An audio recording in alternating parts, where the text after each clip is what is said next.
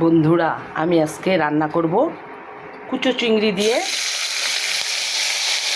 আলু দিয়ে ডালনা। এই চিংড়ি মাছটা খেতে যা মজা লাগে বিশ্বাস করবেন। এই চিংড়ি মাছটা লাউ দিয়ে খেতে ভালো লাগে।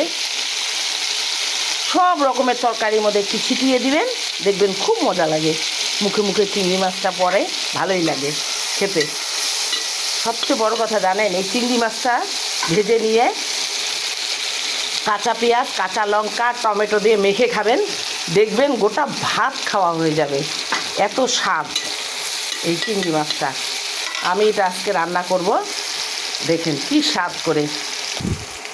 এই চিংড়ি মাছটার মধ্যে আমি পেঁয়াজ আর রসুন দিয়ে দিয়েছি। এখন সুন্দর বাদামি করে ভেজে নিব। দেখুন আমার ভাজা হয়ে গেছে।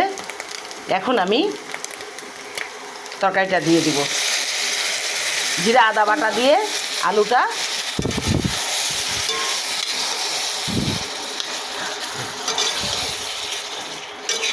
করে রেখেছিলাম। দেখুন হয়ে গেল রান্না। রান্না করতে কি সময় লাগে? আপনি যদি আলুর তরকারিটা আগে করে রাখেন, দেখবেন কয়েক সেকেন্ডের মধ্যে একটা মানুষকে আপনি পরিবেশন করতে পারবেন। এটাই হলো ঝটপট রান্না। সবাই ভালো থাকুন, সুস্থ থাকুন। ওকে।